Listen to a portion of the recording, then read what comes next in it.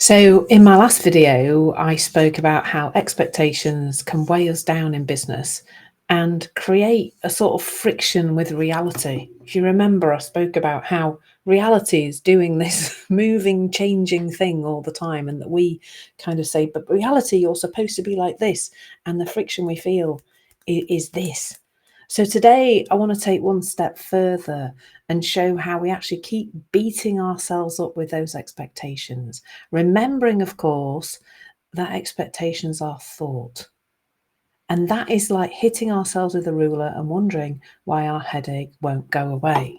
So I want you to imagine that now. Maybe you're watching this or listening. If you're listening, you have to imagine that I'm hitting myself on the head with a ruler.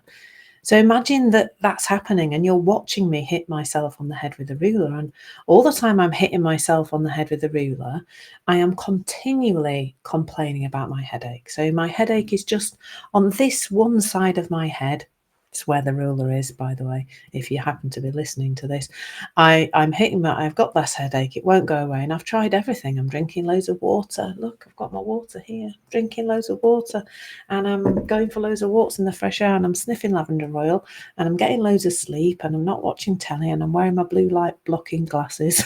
Doing all sorts of things. To make myself feel better. But really what I need to do is put down the ruler. And that's probably what you would tell me to do if you were here and you could speak back at me, which you can't. But you probably say, put down the ruler. In fact, if you happen to be able to comment on this, perhaps you should tell me to put down the ruler. But we don't see even that we've got a ruler in our hands, do we? But just like that, we can cause so much pain for ourselves in our business by holding on to these really harsh business expectations, these shoulds. And we do that in our businesses every single day. I nearly shoulded myself this morning. Did you know shoulding was an actual thing, a verb? It turns out it is, because this morning, over the weekend, the weekend last weekend, the weather was variable. The Saturday was just awful. It just rained all day. When I woke up this morning, I was like, oh, look at the weather, it's beautiful. And it has been much better this week. So I thought, you know what, I'm going to go for a walk. And I went for a longer walk than normal. Oh dear, Claire, you should be working on your business. And I could hear this voice twittering away in my head saying, oh, you shouldn't be going for a walk. You should be working and you should be doing your content and blah, blah, blah. But I spotted it. And maybe you could start to just spot it, because that's really all I'm saying is that, if you can hear a voice in your head that's saying, you should have more clients by now, your income should be such and such, you should be more productive, you should be doing more content, you should This is all thought, because the whole concept of business is made up, isn't it? I've really had an interesting time over the last couple of weeks, because I unfortunately began work with somebody who proclaimed to be a coach, who then sat for a whole hour telling me what to do in my business. And it's been so interesting to see how years ago, when I first started my business 9 years ago, I probably would have bought into that and done what this person was telling me to do. But this time I was like, well, no, that's not coaching. Let's be very clear that isn't coaching it. But if I was a less experienced person, I might have bought into that, and I might have ended up on this path of, oh, I should be doing what this person's told me to do. I should be doing their strategy of whatever their strategy was, to do with how many networking events and how much follow-up I should be doing, and just a load of old codswallop, quite frankly, in terms of what is right for us in our business. So watch out for not only the expectations that you think are your expectations of yourself, but watch out for buying into other people's expectations as well, because all they do is give you a headache, like hitting yourself on the head with a ruler. They create this pressure And it's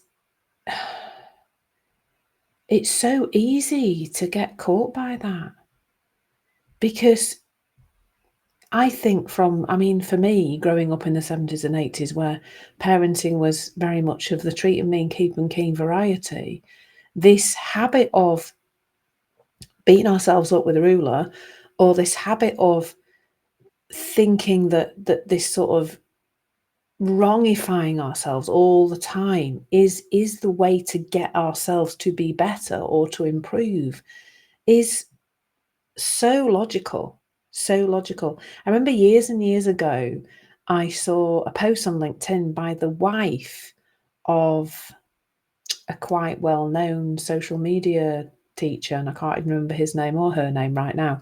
It'll come back to me probably just after the video. But anyway, and she was talking about how she punished herself for not doing the things in her business she thought she should be doing.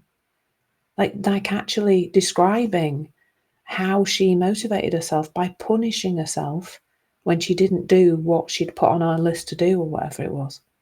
And the number of people on that post who were saying, "Oh, I'm going to try this strategy. I'm going to start punishing myself as well." Like, she was doing things like withdrawing nice things that she liked to do in her life. I was like, what the heck? How is this even okay? This is insane.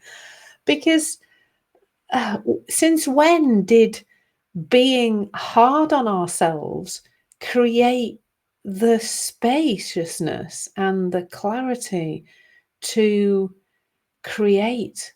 It just doesn't. In reality, all this harshness on ourselves drains creativity, erodes clarity, it makes business feel so heavy.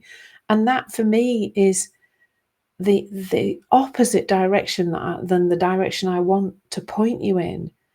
I don't see any reason why business has to feel heavy. It can feel good.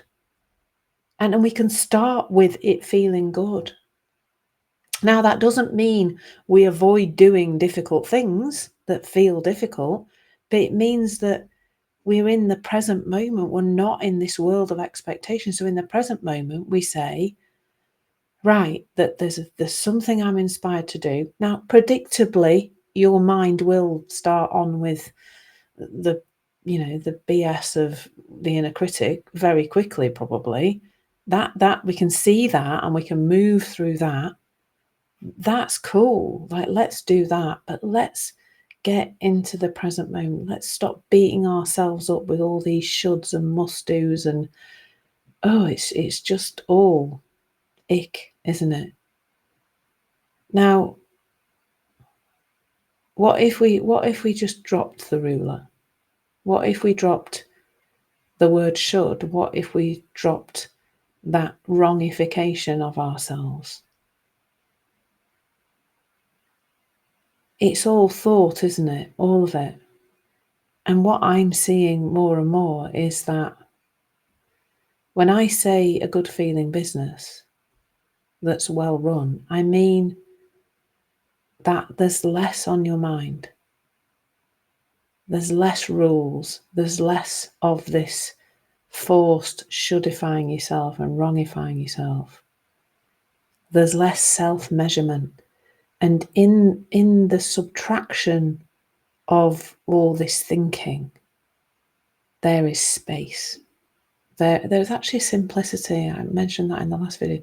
There's simplicity, and that gives us space for insight, for fresh ideas, and you know what? For action.